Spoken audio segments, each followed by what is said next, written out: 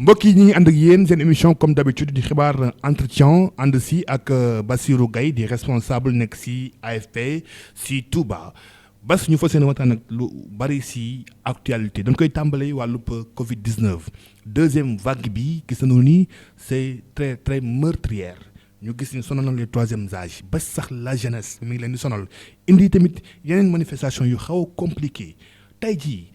ban appel nga lancé waat parce que je me rappelle il y a de cela 1 an bi Covid bi duggee biir Sénégal bokk na si njëkk def votre appel historique à l'endroit des populations amoon na sax ay jeexintal si Touba tey jii Bass fu mu nekk. auzu billahi mina sheytaani rajim bismillahi rahmaani rahim ginnaaw bu ñu sante yàlla bu baax julli ci yonent bi sallallahu taala alayhi wa sallam ñaanal xalif général des Mourides Serigne Mountakha Mbacké Bachir mu yàgg fi loolu te wér ñaanal xalif général des Baye Fall mu yàgg fi te wér suma Serigne Cheikh Ahmadou Rafa Mbacké Fall mu yàgg fi loolu te wér di wax ni inna lillahi wa inna ilayhi raji'un tàmbalee ko ci di jaal Serigne Atou Diagne suñu mbokku talube di ko jaal umma islamique bi di ko jaalit Serigne Mountakha Mbacké ak mbooleeg ñi nga xam ne tey jii jaboote woon na leen ci isbu tarxiya bi di wax ni demuk Serigne Atou Diagne perte la bu mag ci yoonu murit ndax ku ne xamoon na pëstéefam jomam fullaam ak faydaam ak sans complexe bi nga xam ne moom la doon doxe ndax ku xalaat ku ni sëñ Atou Diagne sa xel dina dem ci étudiant murit te jamono bi muy incarné étudiant murit ku ne xam na ni université ku fa dem yaa ngi xalaat sol costume takk cravate moom mu ñëw indi fa style bu bees muy takk ay baay laxatam sol ay yére baay laxatam takk maxtoom kaalawu kaala gu rëy incarné le mouridisme au sein de l'université kon ku mel noonu su fi jógee danañ massawu mais danañ xam ni c'est une grosse perte pour la umma islamique mais plus précisément la communauté mouride kon ñu koy jàll ñëpp di wax ni nag Babacar effectivement Covid bi ñëwaat na ak dooleem te jàpp naa ne bi muy door a tàmbali en Chine nit ñi di ci wax président Macky Sall di ci jël ay mesures booba xalaatuñu woon ni sax première vague dana fi am mais comme dañ daan faral di wax ni gouverner c'est prévoir moo tax le président Macky Sall jëloon ay matuwaay wax ak membre du gouvernement pour que ñu taxaw pour préparer ko malheureusement pour nous teguñu ci 1 mois Covid bi dugg si ci réew mi boobaak léegi le gouvernement du Sénégal en commençant par le président de la République kenn déchanté wul ñëpp ngi sur le terrain ñu amoon nag maîtrise bu am solo boo xam ne defoon nañ ko ci première vague bi foofu it ñu ciy félicité bu baax nos vaillants médecins di xam ne am nañ plateau médical boo xam ni tey ji capable nañ ci lépp mais nag Covid bii nga xam ne mooy deuxième vague bi war nañ cee mën a nag bàyyiwaat xel nañu bàyyee woon xel Serigne Mountakha ca phase bu njëkk ba ndax ba mu amee rek la daal di yëkkati 200 millions joxe yabalaat Cheikh Bass mu communiqué ak taalibe yi yabal Mbàkke yu fay mu communiqué ak taalibe yi ngir la mu yor la gestion de Masalikul Jinaan deuxième vague bi ñëw na bu yàggul képp ñu gis sëñ Mountakha bi nga xam ne yàlla dogal na Cheikh Bass Abdou Khadre Mbàkke toog ci wetam sëriñ bi joxewaat ndigal takk masque kaalawu wax ni bu ngeen bëggee mucc def leen ni man mais sëñ bi wax ji jeex na su ngeen bëggee mucc ci jàngoro ji def leen ni man wax ji jeex na li ci des mooy jëfe ndigal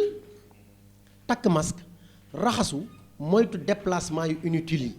moytu ndaje yu inutile yi loolu mooy mën a tax ñu mën ci mucc mais it Cheikh Bass waxaat ci wax ju daw yaram ju am solo muy wax ni sëriñ bi ñaanal ngir jur gii faatu suñ borom muccal leen ndax ki nga xam ne mooy sàmm bu sàgganee ba jur gi jeex fan dootul gis lu mu sàmm kon loolu wax la ñun nag ñi nga xam ne tey ñun la sëriñ Mountakha di digal di ñu tere digal nañu def lim ñu tere nañ ko moytu ñu ngi xeex nag lu ñu man ku ne xam na ni deuxième vague bi moom virus bi ci moppam ay mutation moom la kenn mënta contrôler mais le constat mooy que ni état bi dafa mel ne dafa bàyyi xel de trop la masse parce que bu tegee le bâton population bi agité wu mu delluwaat ginnaaw relâchement laa bëgg wax dafa am si wàllu woowu parce que da ngay gis les gens takkatuñu masque bousculade bi am na mais nag loolu bu amee aussi est-ce que Bassirou nekkul ni 2 poids 2 mesures yi muy doxal la ndax école yi ubbi nañu ndax xale yi dañuy dajaloo si biir classe yi kon état bi est-ce que caabi ji réeru ko est-ce que xamatul fu muy taxaw. amul benn gouvernement boo xam ni caabi réew ma muy gérer da koy réer dañuy faral di wax ni gouverner c'est prévoir mais gouverner aussi c'est être compréhensif.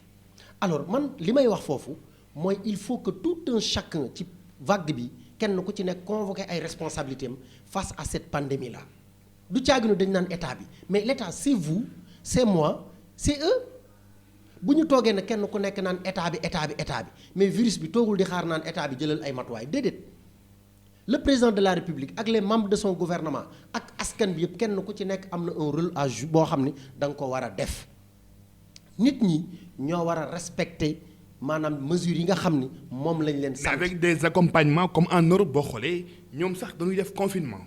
mais day fekk seen dund yemb mais fii mënuñu def confinement la solution mooy ñu vivre avec mais vivre avec aussi avec des accompagnements.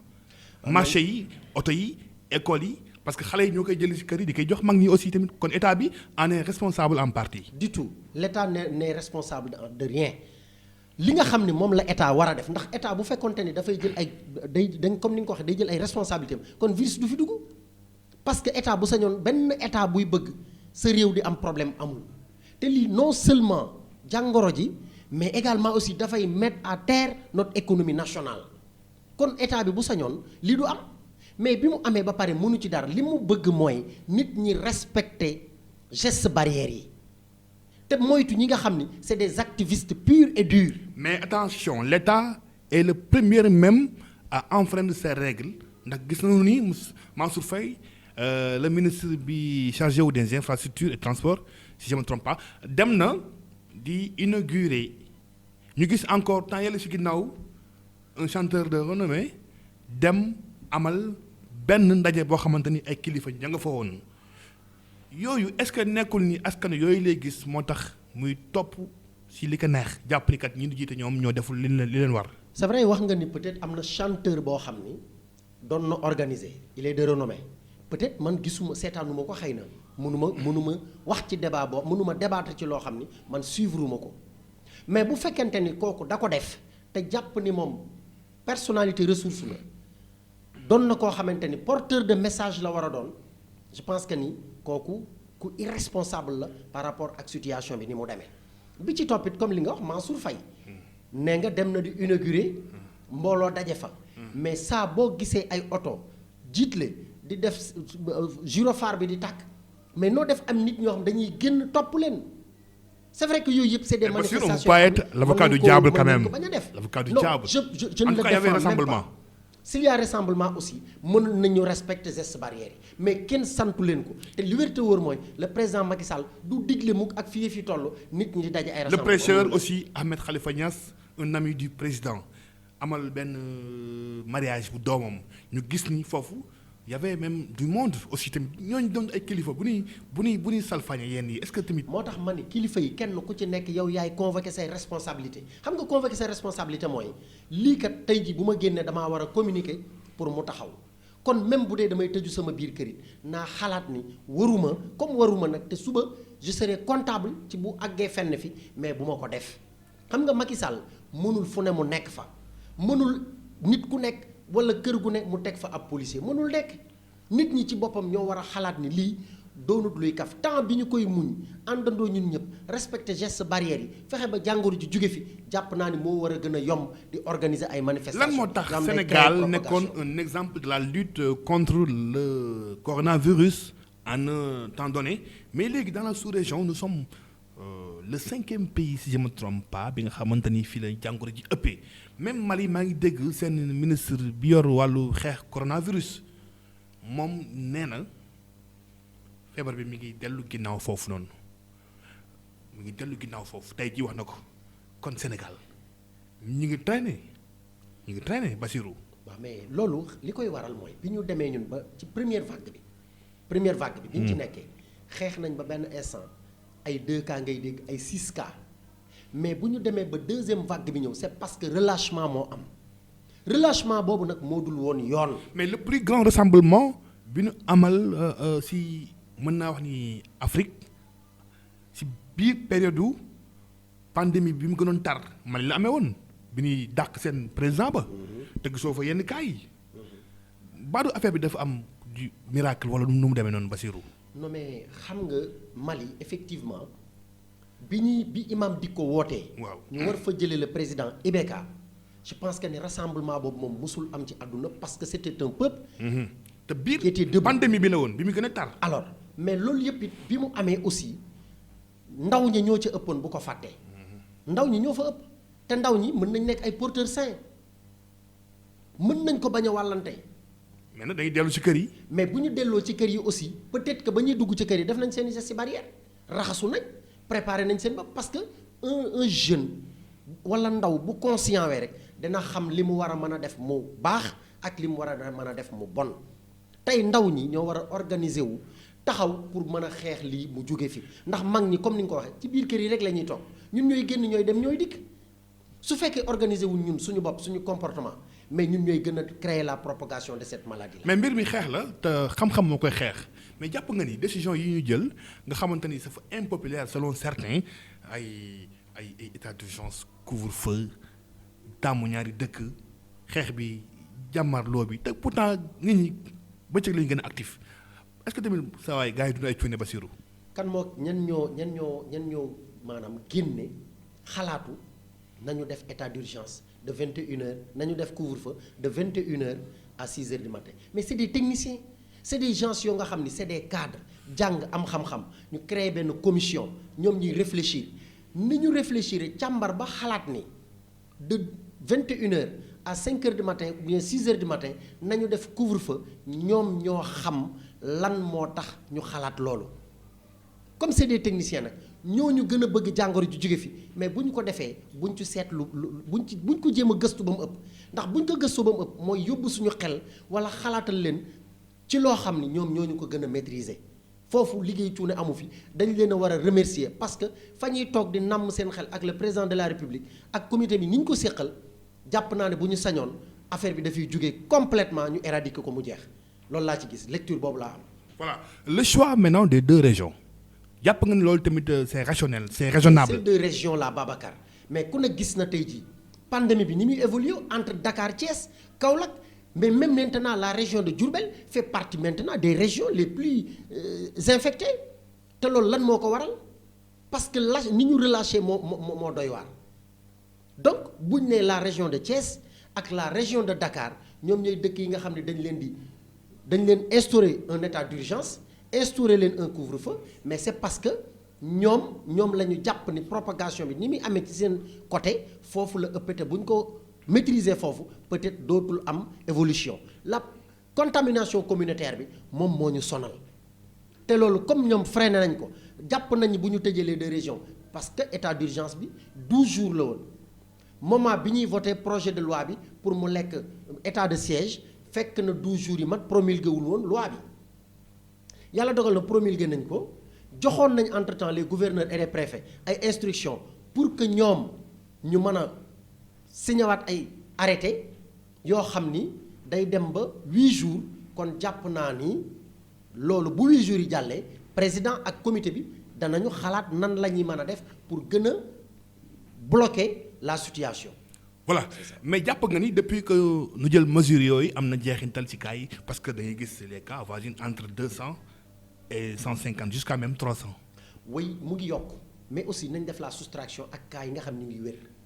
c'est vrai que mu ngi yokk bu baax parce que boo amul rien que pour tey on a 250 soo amul 250 amuloo 292 yaa ngi ci 300 et quelques mais loolu yëpp li ñuy dimbali mooy sëriñ bi nañu respecter gestes barrières yi xam ni lii du ñu may boo demee tey ci cimetière yi nga dem fële ci fi ñuy sange néew yi sa yaram day daw néewuñu naam nit ñi daawuñu faatu mais évolution bi ni ñuy denc néew yi moo doy waar trop léegi. est-ce que kon dafa am tout le Sénégal ñuy faatu ñoo xamante ni bokkuñu ci échantillon bi nguur gi di joxe. voilà mais oui parce que am na ñoo xam ne ñiy faatu ci biir kër yi ñoo ëpp fuuf ñiy faatu ci hôpitaux yi parce que am na ñoom ñu ngi faatu ci kër yi te kenn identifié wu leen kenn déclaré wu leen alors que c'est des gens yi nga xam ne il était atteint du Covid. voilà kon Bassirou li ma waxoon day ñëwaat kon nguur gi dafa échoué pourquoi mënuñu généraliser tests yi comme le font d'autres. non mais li ñuy def mënuñu ko wees xam nga pour nga am test il faut être il faut que nga nekk un volontaire boo xalaatee ni war nga mën a dem defi sa test nga jug dem defi test mais dem na ba nit ñi ku ci feebar yaa ngi xalaat ni pandémie bi wala corona bi dafa am lu ci nekk ba kenn nangootul dem hôpital cas grave yi lan moo ko gën a exagéré loo parce que nit ñi dañuy tëdd ci kër yi ba affaire bi dominer leen ñu door a dem hôpital bu ñu demee fekk na atteindre nañ le seuil. mais Bassirou sunu ëllëg sunu destin sunu droit de vivre état moo ko yor Bassirou loolu lépp état na mu amee si yenn pays européens yi ñu koy gérer da ko war a gérer ak tamit population Bassirou. Babacar notre droit de vivre est entre les mains de l'état c'est vrai mais l'état c'est qui? C'est vous, c'est moi, c'est nos gouvernants. Mais il faut commencer par vous-même chez toi nga xalaat ni man lii naa ko jëkke ci sama kër damay respecter gestes barrières yi muy benn mais bu ma feebaree wala kenn ci suma njaboot feebar kenn ñaanul kenn mais ma yóbbu ko hôpital mais da ngay gis koo xam ne da ngay am ku feebar sa kër nga ni non du ma ko yóbbu hôpital parce que bu ma demee ñu ni ma da nga Covid mais ñaata yoon la fi nit feebar ñu dem ñu ni ko non Covido mais kon bu ñu jël lépp ni état bi ñun ñëpp la c'est tout un ensemble nañ jël loolu ba pare. voilà convaincre suñuy responsabilité. Bassirou Gueye ñëwaat ci beneen phénomène mooy wàllub vaccin yi indi na coow déjà tax xamaguñu fu ñuy taxaw bu fekkente ne Sénégal moom choisir na vaccin am mais dafa mel ni communication ba ca war ngir nit ñi mën a xam vaccin yooyu lu muy indi lan mooy njariñam loolu dafa des en quelque sorte tey vaccin yooyu jàppoon ni buñ ko waree maanaam valider Sénégalais yi war ko jël du indi jafe-jafe du moment que am na nag ñoo xamante ni instant yi nee nañu moom dee moo leen ko gënal. Babacar avant vaccin yi sax dinaa féliciter le président Biden parce que bi muy def prestation de serment je pense que ni wax na ni dana jàppale les pays sous-africains yi nga xam ne tey seen doole dafa néew ci vaccin yi mais aussi duggaat na ci OMS Organisation mondiale de la santé ce qui veut dire que ni kon loolu c'est un grand apport pour les pays parce que ñoom ñoo nekkoon premier partenaire bu OMS. merci li naan versé États-Unis kenn daa ko joxe. ci xaalis merci di fàttali OMS ñi koy alimenté mooy organisation yi ak état yi. état yi mu ngoog merci moo tax ma ni. courage bi mu am ba ni moom day delloosiwaat les États-Unis ci biir OMS kooku sant yàlla la kon donc ñu ngi koy féliciter di ko encourager alors di wax ci cadre vaccin yi gis nga Babacar yow man ak ñi nga xamante ni ñu ngi juddu ay années jàpp 69 70 71 72 73 ba 78. ba 80 ba 80 koo ci xool mbaggam ay pistolet rek a ci nekk pistolet yi lan la c'était des vaccins mais dañ la daan fekk sa école vacciné la. mais dañ daan woote ci kër délégué de quartier bi vacciné nit ñi te pourtant daawul am yenn tole yi parce que lan la boobu jàngoro yi ñu ngi fi bari y avait la poliomyélite. Y avait la rougeole. Y avait la lèpre ak yeneen ak yeneen. ñun sax élèves yi ñu daan porté vaccination bi. mais élève bu nekk da nga naa am ay parrain. merci ci benn koñ wala benn quartier. merci di xool xale bi ba mu am âge boo mais xamante da nga koy suivre waaw voilà. alors te pourtant ñu ngi dund ba nëgë ni. y avait nag un état boo xamante mais ni léegi xam nga lan mooy un état fort qui communiquait bien. non mais ba léegi. qui savait gérer. nos états sont forts xam nga lan mooy di problème gis nga buur bu la yilifee da ngay nangu ni buur mooy yilife yow mi ñu yilif nga nangu ni dañ laa yilif mais bu fekkente ni buur day yërëm ki muy yërëm di jaay xam-xam ak a jaay ngóora toujours problème rek day am dañuy faral di wax ni l'état c'est la carotte et le bâton mais dañu jël foofu parce que actuellement on est civilisé suñuy jamono bu ñu ko fàttali ko la population sénégalaise bu matee 8 millions d'habitants wala 6 millions ca la yemoon mais maintenant nous sommes de plus de 6 millions de sénégalais alors léegi loolu bi mu amee tey ñu gis ni ñun ñoo war na mën a xool naka la ñuy soutenirante ba kenn ku ci nekk la nga mën a apporter sa morom ci sensibilisation nga def ko malheureusement pour nous kenn ku nekk sa expert bu bopp nga buñ ne santé ñëw na man maa lay ëpp xam-xam ci domaine santé su ne sport ñëw na maa lay ëpp xam-xam ci football bi buñ ne làmb ñëw na maa lay ëpp xam-xam ci football mais finalement kan mooy kan kenn xamul mais kon bu ñu nii. vaccin yi bu ñëwee jamono mooy dox bu njëkk ba nit ñi xamuñu woon information. foofu waaw mais maintenant y a l'impact des réseaux sociaux léegi rajo yi bari na. waaw télé yi bari na réseaux sociaux yi bari na. ñi nga xam ne seen xel rafetut bari na. foo dem di nga fa gis koo xam ne yàq rek mooy métier am alors que yàq amut solo amut njariñ mu am ay experts yoo xam ni ñoom détournement d'objectif rek lañ leen jàngal objectif bii la kii am nañ fexe ba détourner objectif boobu mais pour lan parce que ay activistes la ñuy doon soit wa ilaa ñu nekk ay nit ñoo nga xam ni c'est des lorgneurs de fauteuil. activistes yi yem nga leen moom nga tàmbalee mais dinañ si ñëw sax Bassirou. mais est-ce que tamit ñoom maanaam échantillon yi am Europe ñu ni par exemple dafa am vaccin yoo xam bu ñu ko vacciné ñenn ñi dañuy ñàkk seen bakkan wala ñu laagoo. mais loolu amul Babacar. pourtant journaux yi mag ñoo koy bind. non journaux yi koy bind. lenn si vaccin lan moo làqatu ci ginnaaw. ay Le Monde. xam nga lan moo làqatu ci ginnaaw mais lan moo làqatu ci ginnaaw. lan moo làqatu ci ginnaaw il faut qu'on soit intelligent mais léegi kon nañ def benn proposition état bi na subventionné vaccin yi kenn ku ci nekk ba ñu jël vaccin yi yóbbu ko ci pharmacie yi ñu xool kenn ku nekk nga porté volonté dem jëndi mais Babacar xoolal nañu moytu te xam ni maanaam namm sam xel ba jàpp ni yaa gën a yeewu ñi nga xam ni heure boo feebaree ca ñoom ngay dem faju buñ ñu bëggoon a rey ñaata nit ñooy accoucher ci hôpitaux yi ñaata jigéen ñooy accoucher mais kii accoucher ak doom ji ñëw mais tey bu ñu leen bëggoon indi problème indi ko ñaata nit la ñuy xëy di samp ballon ci hôpitaux yi ñaata nit ñooy feebar dem ñu leen di vacciner wala ñu leen di piqûre te pourtant ñu ngi delluwaat seeni kër tranquillement xam nga li ñu war a def mooy jàppale suñu bopp ci vaccin yi mooy jàppale état bi nañu gis loolu mais pas bañ fee nekk di jéem a fertiliser suñu xel yi mel ni ñun dañu ëpp xam-xam ñi nga xamante ni ñoom la ñuy jox suñu bopp bu ñu feebaree c'est vrai que nag état bi il faut que ñuy communiquer ak nit ñi di leen sensibiliser ba ñu xam nit ki bu umpulee rek mën na indi problème mais boo ko waxee lu dal xelam mu leer ci boppam jàpp naa ne problème mën na bañ a am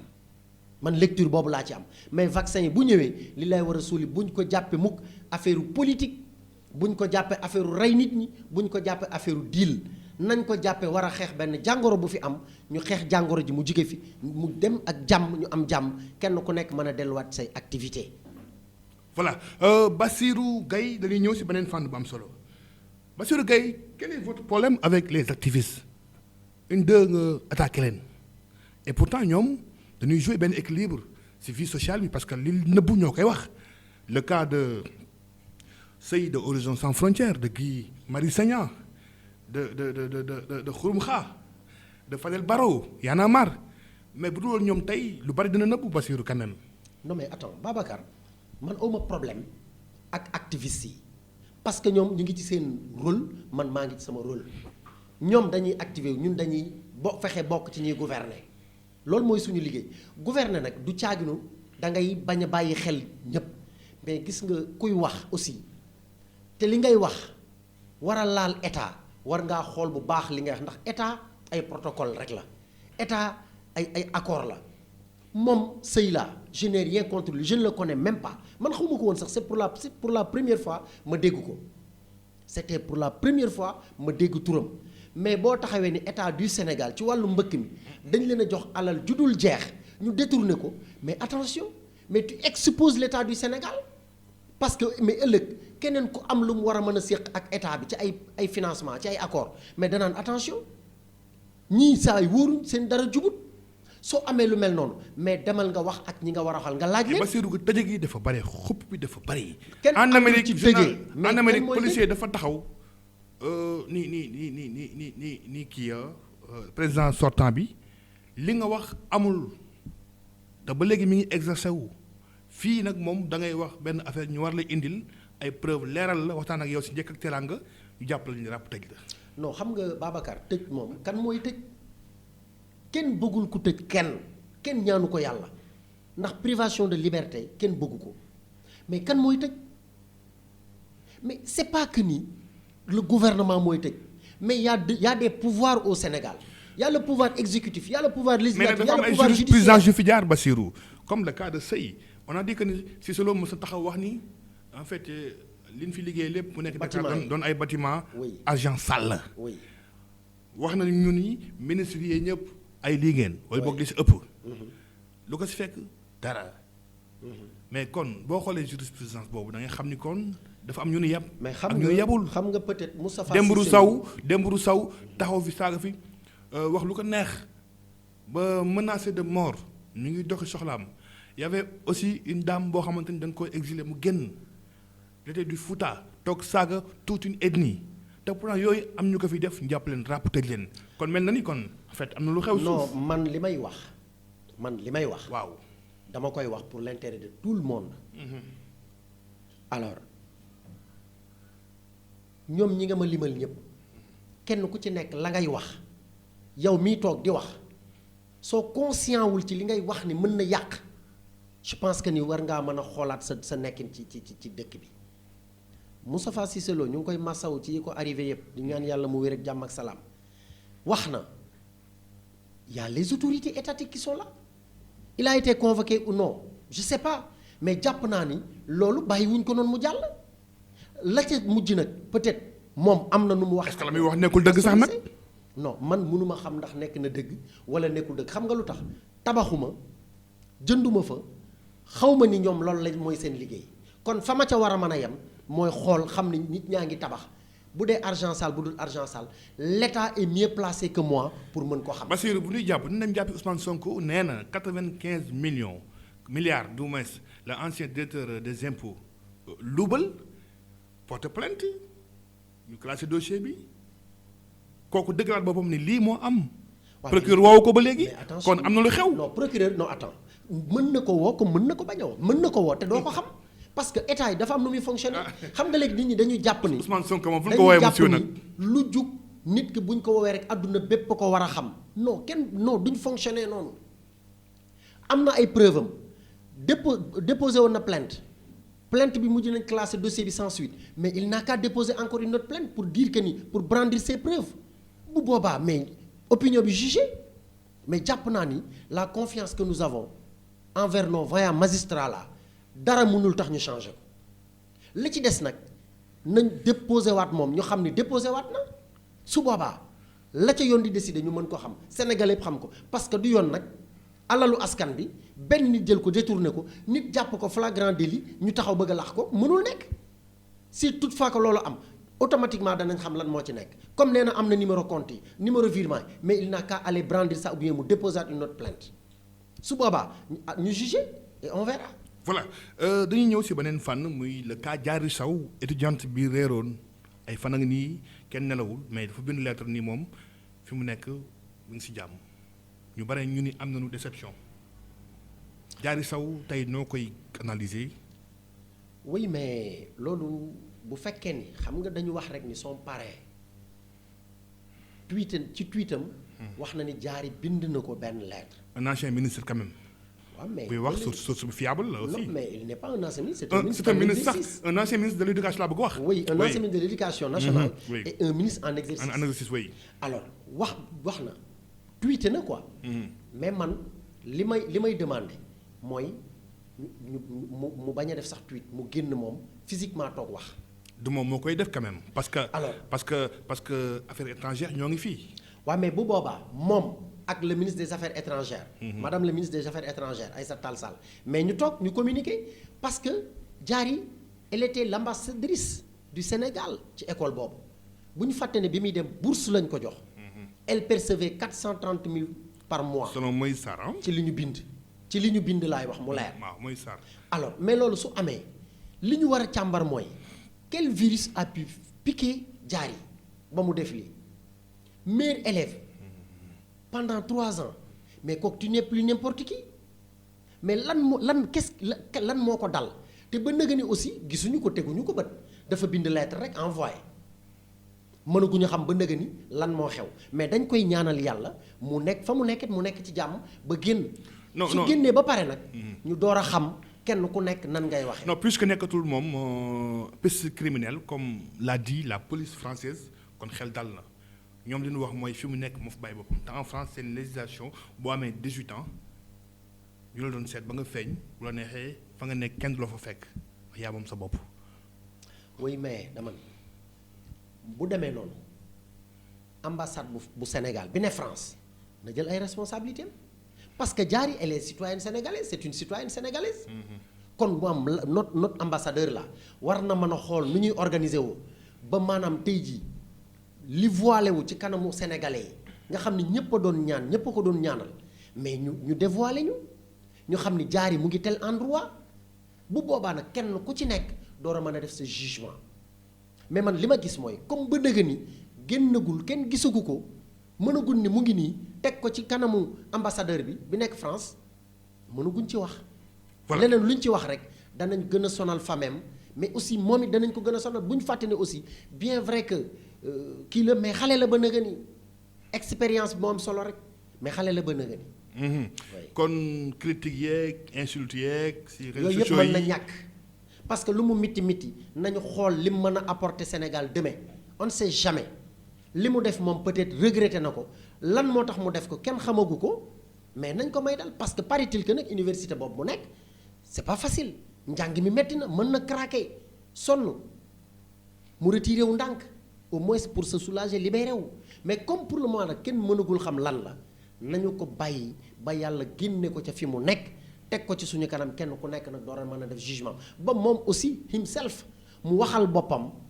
li ko arrivé lan la. voilà Bassirou njiitu réew mi dafa mel ni dafay làqatu si ginnaaw mbas mi ngir teg politique am bokk na ci am ñu wax ni jekkoogul xëy na pour dem élection lu su mel ni bi gën a jàmp muy local moo waral boobu ba léegi date bi ñu ngi koy repousser te ba léegi kenn xamagul fii taxaw parce que fichier bi waa PDS taxaw na nu wax ni kat buñ si bokkul ñoom mbir mi kon dañuy jàpp ni leerul président Macky Sall dafa létt Sénégalais wul firi leen parce que droit la pour ñu dem élection ñu fal jaraaf yi lu waral mu confisqué mën nañu wax ni loolu ba léegi selon ñenn ñi ba mënuñ dem ba xam mbir mi fa la war a mën a yam. Babacar man jàpp naa ni suba bu ñu demoon élection aussi. La grande coalition élargie laay wax parce que ñeneen ñëw nañ ci amatuñ lu ñuy tiit te mosuñu ko tiit parce que de 2012 à nos jours bien vrai que perte nañ fi ay élections locales perte fi ay législatives au niveau local. mais tey buñ ca delluwaatoon danañu xam ne ñun amuñu. ak front social bu yëngu bii Bassirou ah. du ci dara xoolal mi ngi metti. non du ci dara Babacar. xam nga lii problème bi xam nga fan la doon méttee su fekkoon front social bi dafa yëngatu te notre gouvernement là nekkul en mesure pour stabiliser ko mais boo xoolee depuis que problème bi am na ñoo réew yoo xam ne li dal Sénégal ñu gérer ko bu leen daloon àdduna tukki na heureusement pour nous que ñu am ay dirigeants yoo xam ne ils sont à la hauteur et ils sont conscients de ce qu'ils font mais loolu su amee wax nga ko pandémie bi évolution bi mu am nii mais sëñ bi nga bëgg a dajale ay nit ci ay urne xamaguma nag lu ñuy décider parce que opposition bi ak dialogue bi ñoom ñoo décider pour ñu jàmbaraat fichier bi woo nañ experts yi valider nañ ko il en a pour 4 mois mais nañu xaar ba 4 mois yi jàll nañ ñaan yàlla bu boobaa pandémie bi jeexee ci avant 4 mois yi sax. ñoom li teyal seen xel bokk na si jëkk saa rek nii dañuy supprimer les villes te villes yooyu dafa mës a nekk maanaam bête noire mouvance présidentielle ville de Dakar gis nañu ni Khalifa Sall moo ko tegoon loxo ak yeneen villes yi Pikine ak yu ni mel tey jii est-ce que yooyu taxul nit ñi seen xel xaw a ñaaw. loolu communication la rek bu ñuy jàllale pour wane ni ñoom ay victimes lañ non communication la rek on est en politique tey boo nekkee politicien il faut que nga am un verbe facile pour convaincre askan bi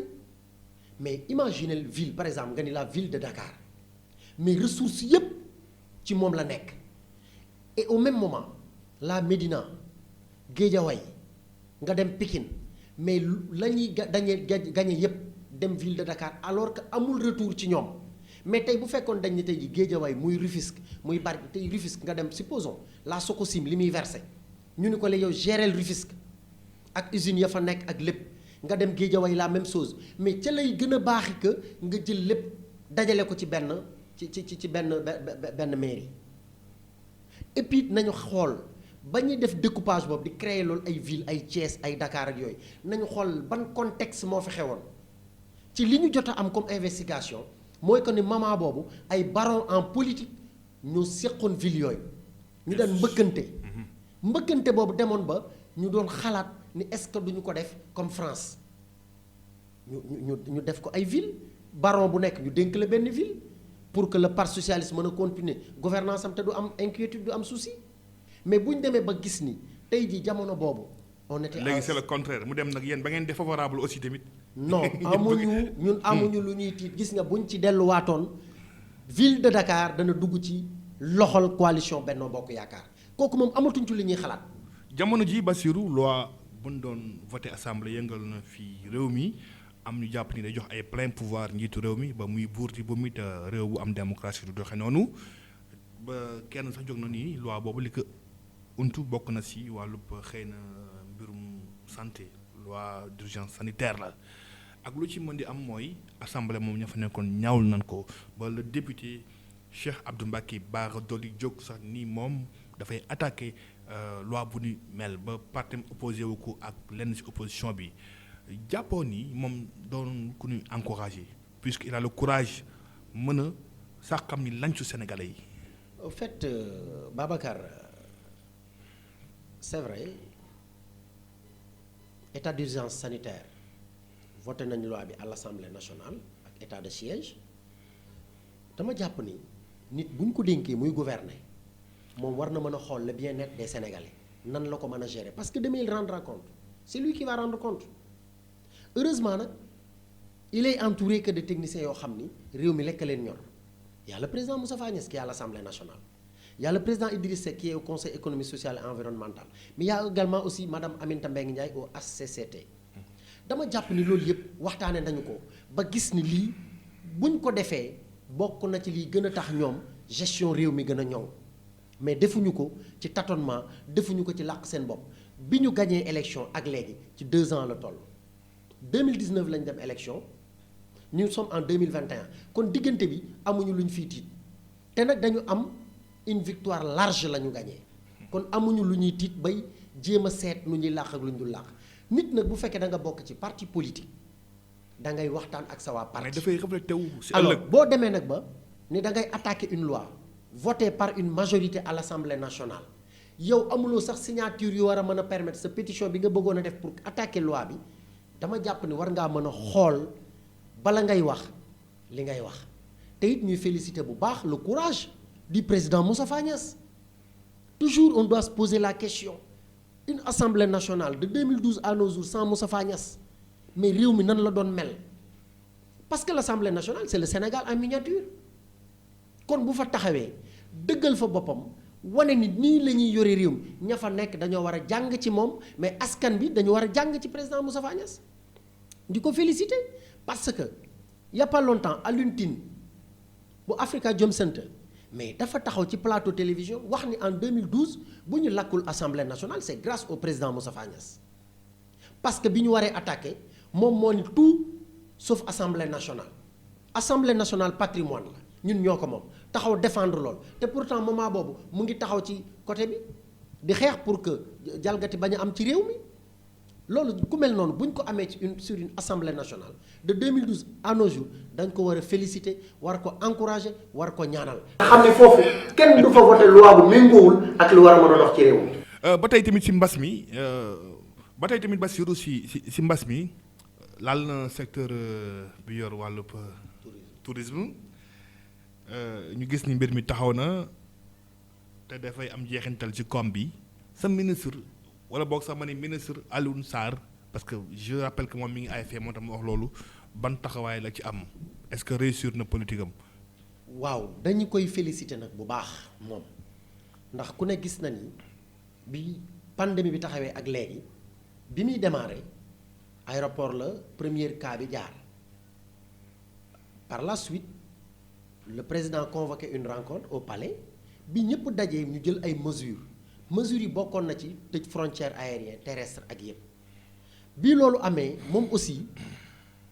c'est un technicien liggéeykat la il est engagé il est là que pour l'intérêt des Sénégalais ak intérêt gouvernement Sénégal ci kaw confiance bi ko président Macky Sall jox ak le président Moustapha Niasse jox mu ni moom il ne va pas déchanter son secteur bokk na ci secteurs yi gën a impacté wu parce que le secteur du tourisme les hôtels les guides ñoom ñëpp kenn ku ci nekk actuellement fi nga nekk da nga jafandu rek mais metti na ci ñoom mais nag moom aussi il a su tenir encadrer leen gérer leen di génn xalaat ak ñoom ba moo waral mu créé woon le tourisme domestique wan nit ñi ni leen tey jii kat ñun bien vrai que ñii ñëwuñu mais war nañ mën a génn xool suñu li ñu am créer un tourisme envers les plages nos hôtels noppalukaay yi mais aussi di envisager pour un tourisme religieux parce que loolu it député yi plaidé nañ ko jàpp naa ni suñu kilifa yu mag yi li ñu fi liggéey seeni jaar-jaar war nañ ko mën a jàngal xale yi avec le ministre de l'éducation nationale le ministre de l'artisanat le ministre de la culture ñoom ñëpp war nañ mën a daje def benn link pour xool naka la ñuy valoriser loolu ñu fi bàyyi te loolu yëpp le ministre Alioune Sarr mu ngi ci. c'est un gars boo xam ne depuis lors nelawatul yandarutul parce que li mu yor moo bokk moom ak santé ñoo ci gën a mettile mais ñu ngi koy encourager parce que gis nañu il est toujours debout bañ na ko ba bi ñuy voter son budget à l'Assemblée nationale le budget de 2020 21 autant pour moi mais les acteurs du tourisme de la chaîne de valeur de Mbour ñoom ñëpp ñëw nañu à l'Assemblée nationale. loolu c'est folklorique parce que. ànd ak moom non parce que gis nga nit su fekkee dañ la dénk lañ la dénk nga jox ko ña ko moom yoon la bu ñu déggee ni ñu ngi lay voter sa budget ndax moom convoqué wu leen mais ñoom ñoo dégg ni danañ voter budget bi mais ñëpp ñu ñëw pour sargal ko gis ko wan ko ni ko ñun gis nañ li ñu defal parce que dañ leen fi joxoon ay besoins en fonds de roulement mooy les BFR bi ñu leen ko joxee ba ci jaaykatu gerte bi nga xam da doon yëngu ci secteur bi ci ni ma ko mën a waxee par exemple parce que nekkoon na peut-être à Saly à Mbour wala dans les Mbodiène ainsi de suite di fa liggéey am kartam am léppam mais ñoom ñëpp bénéficier woon nañ ci pour mën a au moins tenir ci période pandémie bi. mais aussi hôtel yi nga xam dañ doon am ay problèmes ñu gérer leen ba ñoom au moins ñu mën a garder seeni emploi pour bañ a dàq parce que loolu boobaa day gën a indi taux de chômage bi day gën a jëm kaw mais alhamdulilah gérer na ko. la ngeen prévoir fii ci région de Diourbel. waa région de Diourbel dafa dépendre ci pôle bu Thiès ak Mbour ñu saluer l'inspectrice madame Camara moom it di jàmbaar nag ci liggéey bi parce que loolu yëpp bu amee ba acteurs yi nekk ci chaîne de valeur yi foofu yëpp di féliciter le ministre Alioune Sarr c'est parce que lañ ko dénkoon moom it lam ca war a def na ko ca te loolu alhamdulilah sant yàlla région de Diourbel nag fii aussi ñu ngi demander à ce que ñi nga xam ni ñoo bokk ci secteur bi ñu organiser wu parce que bu ñu organiser wu day gën a yombal liggéey bi ci ñun muy les restaurants muy les hôtels les auberges ñoom ñëpp bu ñu organiser woo ci benn union au moins ñu mën leen identifier ba ci les agences de voyage parce que ñoom it bénéficier woon nañ sax ci BFR bi bu boobaa danañ mën a créer benn produit boo xam ni circuit lay doon ñu mën a xam ni fii kat bu ñu fi jaaree dana mën a am lu mu apporter pour que le Sénégal la région de Diourbel mën a bokk ci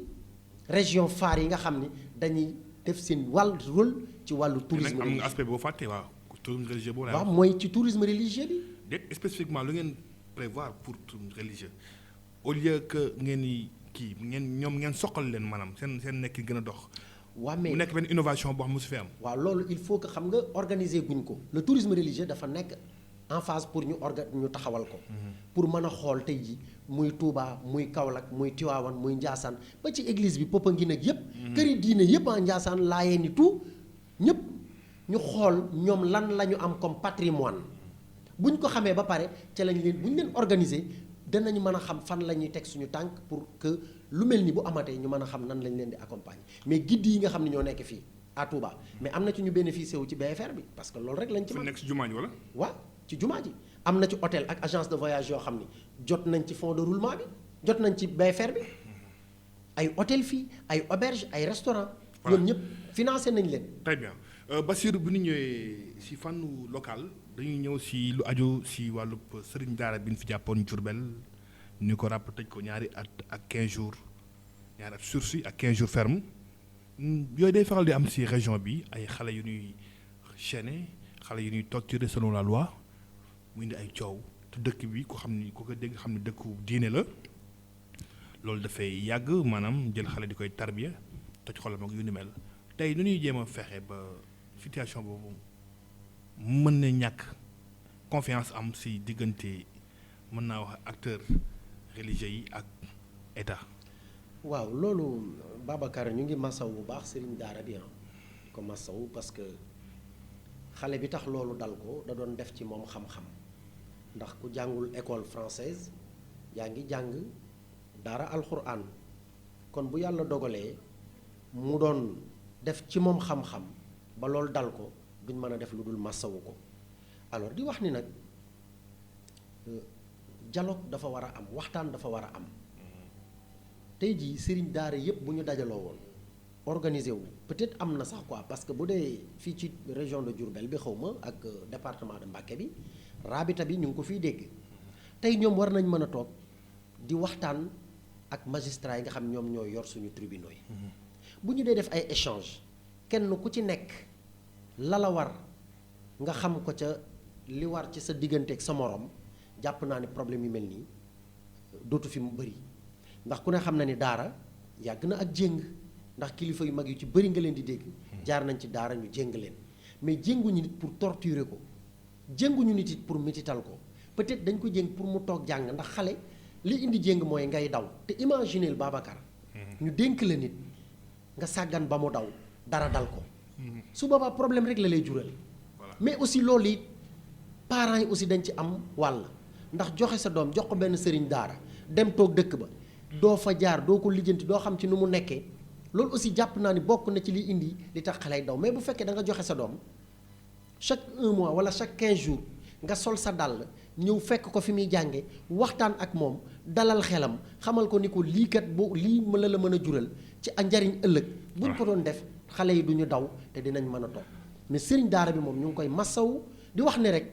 peut-être fukki fan ak juróom yam fay def suñ borom moo bindoon ci dundam ni dana ko fa def peut-être mission la fay defi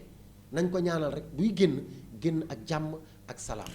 waaw duñu wax tamit te duñu wax si wàllu trafic bi si biir Touba mel na ni mi ngi commencé di danse oto yi ñu ngi bari mais yoon yi dafa xat charrette yi ñu ngi bloqué circulation bi nit ñi tamit ñu ngi dox si kaw tali yi marché yi ñu ngi ñëw ba si côté tali yi loolu lépp mu nekk benn insécurité boo xamante ni mën na indi ay jeexintal si viwu doomu aadama bi ba sax mu ñàkk bakkanam parce que accident moom yooyu lay jógee tey Touba ban plan de circulation nga proposé parce que réellement loolu daf fi am daal cas la. donc loolu aussi Babacar sëriñ bi dafa am lu mu ñaanoon ci dëkk bi muy sëñ Touba alhamdulilah parce que ñëpp a daw wuy si ko ñëpp nag benn ab dëkk nag bu àdduna bépp dawee jëm fa noo def mu demee noonu mais li ñuy demander mooy ñi nga xam ne ñoo nekk ci secteur boobu muy le secteur du transport am nañu regroupement yaa Idika le président je pense que bu ñu toogoon waxtaan def ay réflexion waxtaan ak les ñi nga xam ne tey ñoom ñoo yore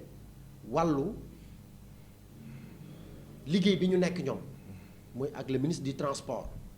je pense que dinañ mën a. du ñoom rek Bassirou parce que tali bi ñëpp koy emprunté. bu ma nee la. y a les charretiers. foofu laa jëm parce que dama tàmbalee ci Idika.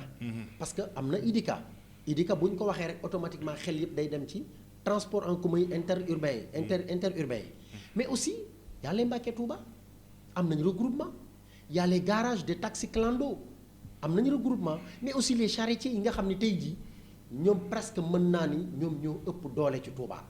parce que population bi dañu taxaw ak charrette te aussi peut-être seeni zone ni mu reculer mooy indi loolu mais bu ñu defee ay assises yoo xam ne dañ ko tuddee les assises pour le transport de Touba danañ fa mën a càmbar loo xam ni dana amal njariñ acteurs yi dana amal njariñ commune bi mais aussi dana amal njariñ ñi nga xam ne. yaakaar nga ni dinañ jiboo du moment que transporteurs yi ñi ngi xeex li naan oto yooyu comment on les appelle sax réew mi di xeex tamit allo Dakar yi ñoom it indi nañ seen ay oto yu bees yoo xam te ne arrangé wul taxi yi ñu fi fekkoon maanaam mu mel ni pëccëxoo am na. waaw mais moo tax ma ni la pëccëxoo bu amee lenn rek moo koy mën a décanter muy ay assises toog waxtaan sëriñ bi ak état bi muy le gouvernement ak acteurs yooyu yëpp ñu daje toog waxtaan ak la mairie it nekk au devant parce que tey jii yooyu yëpp ci benn commune la ñu tënku li ngay wax yëpp ci benn commune la ñu nekk di ci dox kon xëy na peut-être y a une commission qui est en charge du transport à Touba tey jii commission boobu waroon nañ mën a toog waxtaan moo tax souvent damay faral di wax ni nit ñi ku jug attaquer la communauté la commune de Touba alors que commune bi ñu taxawee conseil municipal ba pare dafa am ay commission kenn ku nekk nga am loo war a liggéey observation yi nga am ma am ko keneen am ko mais la commission là war nañu mën a daje ñoom toog ñoom aussi waxtaan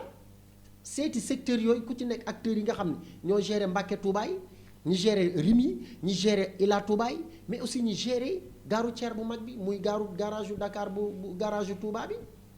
bu ñu waxtaanee jàpp naa ni dinañ mën a am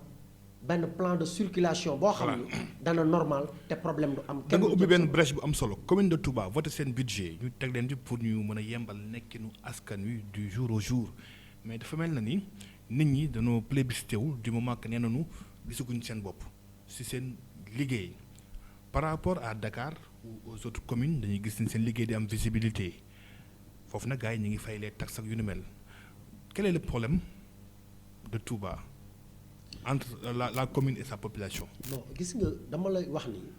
communication bu amulee mooy yàq lu bari la commune certes ñu ngi liggéey xëy na ñu ngi liggéey laa mën a wax parce que kenn ku nekk zone ba nga nekkee mën nga xool la fa manqué woon te am fa nga xalaat ni commune bu fekkee moo ko fa indi da ngay gis ni kon kii mu ngi liggéey mu ngi bàyyi xel sama dëkkuwaay bu ko defee ci sama dëkkuwaay def ko ci sa dëkkuwaay def ko ci dëkkuwaayu keneen mais bu ñu dajalee loolu yëpp mais bilan bi c'est la commune mais bu dee dañ koy def sans communication nit ñi xamuñu mais dañ naan defu fi dara mais mënuñu la voter le budget l'année dernière mu nekk ci 3 milliards et quelques te réaliser woo ci dara mais la nga réaliser da nga ko war a présenter à la face du monde. Est-ce que Touba Ca Kanam li ma koy faral di waxee plombéwul activité commune bi maanaam da leen surmonter parce que boo xoolee ñoom la askan wi di gën di tudd surtout lamp yi ñuy leeral. yooyu mais moo tax ma ni la. waaw communication bu amul parce que Touba Ca Kanam dañuy communiquer suñ dee communiquer di wane visibilité. mais dañuy def lu concret également. mais peut-être que commune bi aussi mu ngi def lu concret xëy na. waaw dàquma ko moom mais damay da nga wax communiquer ma méngale nii la ñuy def tamit lu concret. ndax li ngay communiquer mooy li ngay def.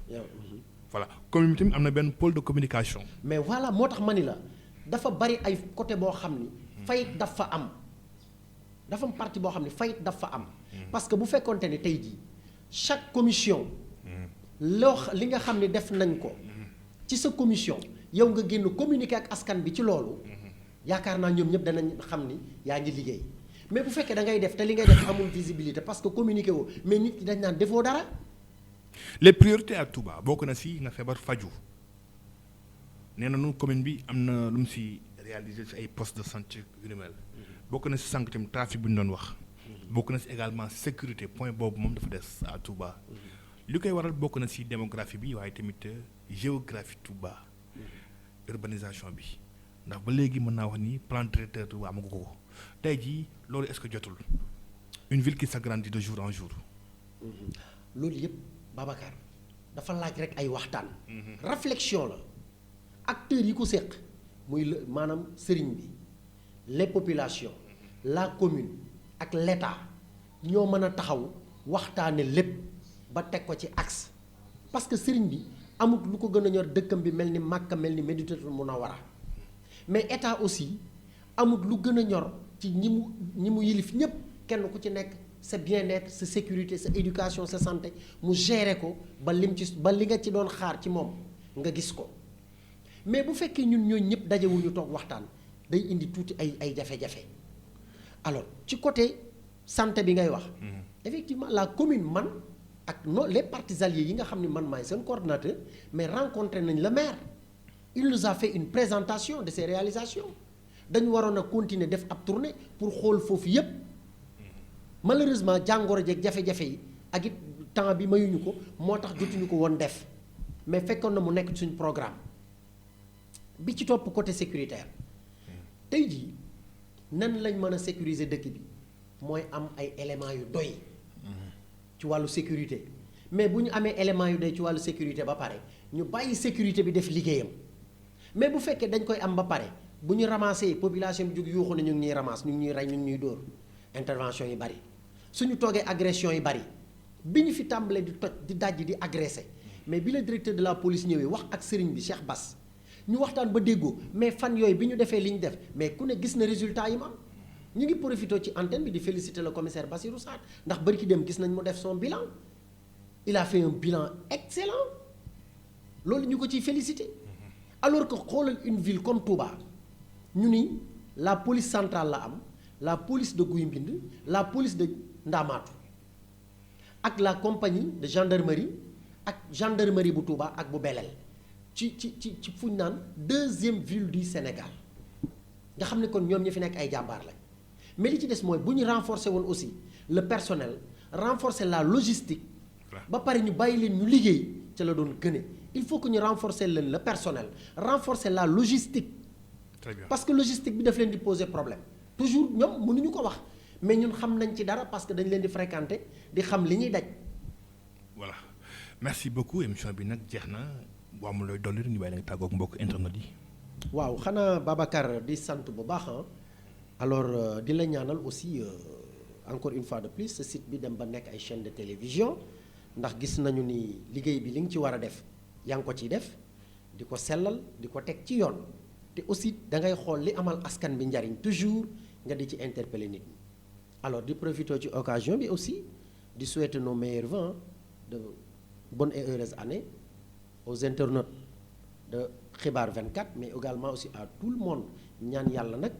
mbas mi jóge fii ci jàmm ba nit ñi mën a dellu ci seeni activité ndax wax dëgg yàlla sonal na nit ñi mettre na à terre suñu économie bi ba kenn ku ci nekk tey jii xamuloo sax fan ngay dóor sa bopp nit ñi dañuy xëy di dox du ñu xam fu ñu jëm nit ñi dañuy wax te du ñu xam li ñuy wax parce que lan la dañoo jaxasoo ñu ngi ñaan nag ci barkeb Serigne Touba mbas mi jóge feek jàmm te suñu kilifa yi mu yóbbu yàlla na yàlla dogal mu yem fa ña demit yàlla na leen suñu borom xare àjjana ci barkeb Seydina Mohamed barkeb Serigne Touba jërë ngeen jëf.